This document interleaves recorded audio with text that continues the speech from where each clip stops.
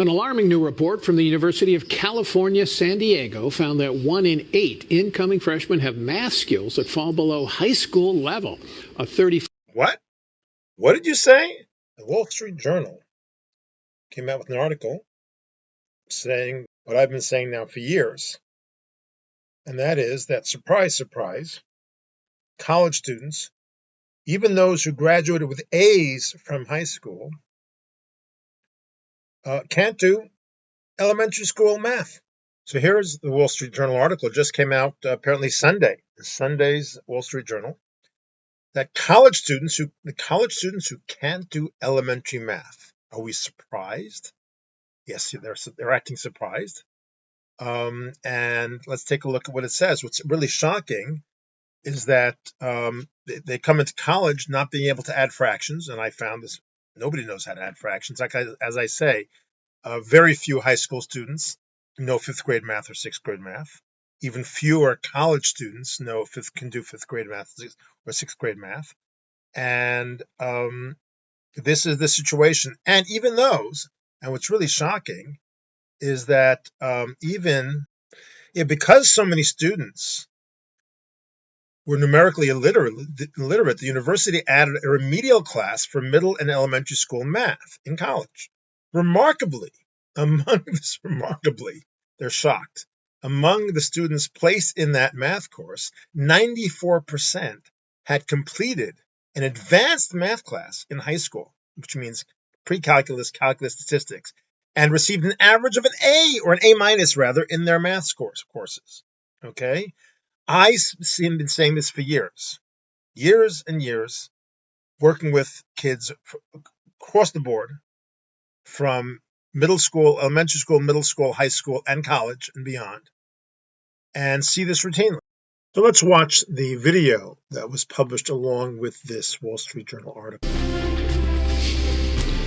An alarming new report from the University of California, San Diego found that 1 in 8 incoming freshmen have math skills that fall below high school level, a 30-fold increase since 2020, while 1 in 12 have math skills below middle school levels. The analysis from a working group on admissions at the school notes that, quote, this deterioration coincided with the COVID-19 pandemic and its effects on education, the elimination of standardized.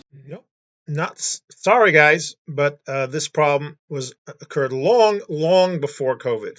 Many years ago, before anybody ever heard of COVID, we're talking 2015, 10 years ago, this was true.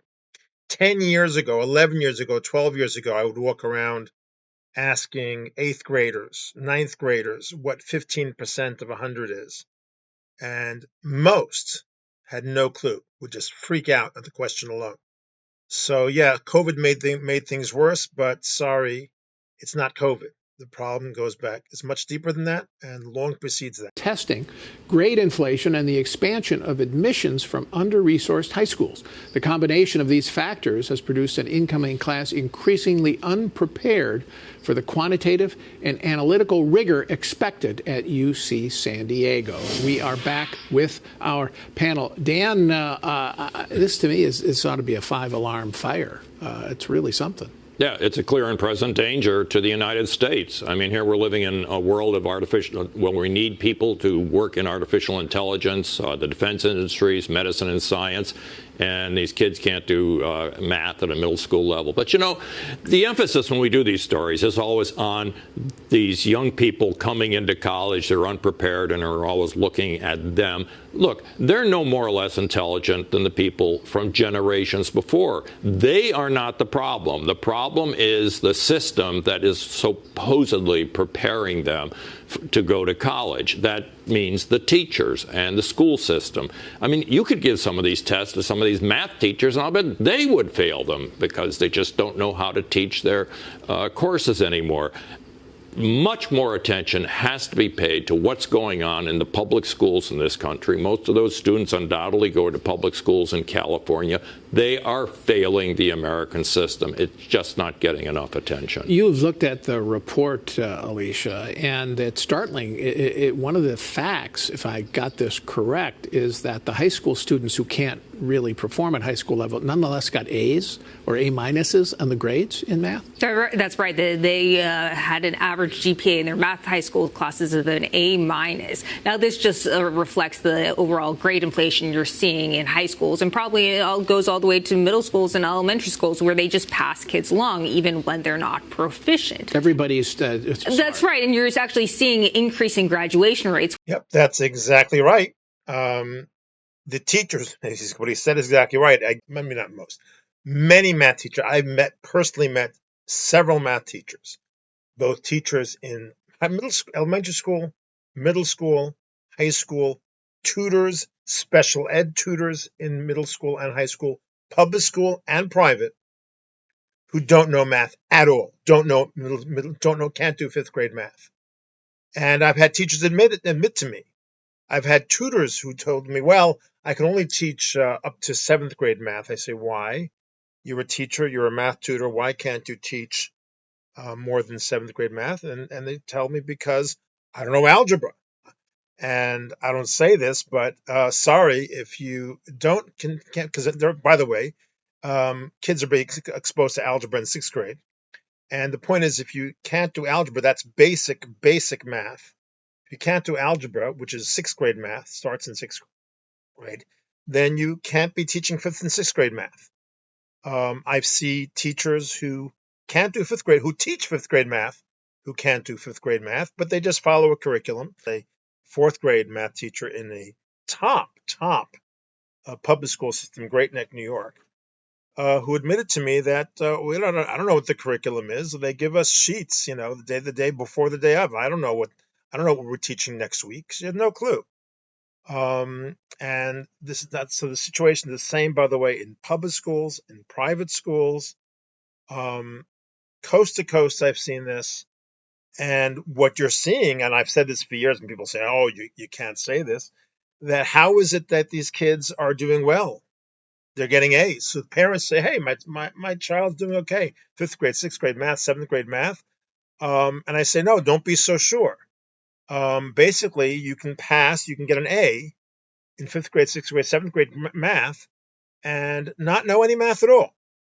Okay, and I've seen this. The extreme version of this is I actually worked with a kid who was a senior in high school, who was getting not an A, but 100 in AP calculus. Now that's hard stuff. He was getting 100 in AP calculus in a private high school. And I discovered that he didn't know third grade math, not a clue, which means he did it pure brute force. It's possible, and it's possible to even do well in an SAT. Because there are people ask me all the time, do you teach SAT? I say, yeah, I can teach SAT, and I now do. I'm now prepping students for SAT. But there are two ways of doing it. There's a whole slew of people out there. You can find them all over the internet on YouTube, and who will train you to get an 800 on a math SAT without knowing any math at all. They literally, not only can you teach for a fifth grade test and a sixth grade test and a seventh grade test, you can literally teach and brute force and teach a SAT and get a 800 on an SAT without knowing any math. The problem is, if you do that, okay, if you're one of those students that actually takes the time and does the brute force and doesn't have the foundation in math, then when they get to college, they get crushed. At some point, it catches up. So in some cases, it catches up. If you're lucky, this is the parents that call me for that. My seventh grader always did okay in math, and suddenly in seventh grade, they don't know what's going on, and they're crying, and they can't do it. And I discover, of course, that they didn't know for third grade or fourth grade math, but they were able to get along and fake it. By seventh grade math, they themselves realize, and they turn off and get confused. Sometimes it goes till eighth grade, ninth grade, okay? All the way to Algebra 2. I recently had a student who failed Algebra 2. And she actually knew her Algebra 1. But again, it was mechanical knowledge. She didn't understand what she's doing. What we had to do in order to have her pass Algebra 2 was to go back to the things that she could do in Algebra 1, back to fourth grade. And we have to go back to fourth grade, fifth grade, sixth grade, seventh grade, and explain what actually is going on there. And then the light bulbs go on. Okay. So the sooner that you realize this, so for the parents that, and again, there's parents are overwhelmed, the students are overwhelmed. So even for the parents who think their kids are doing fine, the kids will say, okay, I'm getting an A, I got an 80. It's not bad. An 80 or a 90, B or an A minus, even an A. And so therefore leave me alone because my math is okay. Suddenly a year or two later, or when they get to the SAT, discover that they have no foundation in math and then have to scramble. So this is what I do. This is what I'm passionate about. If you want to find out how to fix this, click the link below. You can join my community. You can look at my website landing page. You can schedule a free meeting with me, or you can take advantage of the free resources and homework help. But either way, let's join me and let's see how we can help your child actually succeed in math and understand what's going on and really be ready and be one of the few that actually does understand the math. And the benefits of that are huge, starting from getting scholarships. Because if you can get a 1350 on an SAT and a 1400 SAT and understand it, they'll roll out a red carpet for your kid because it's so rare.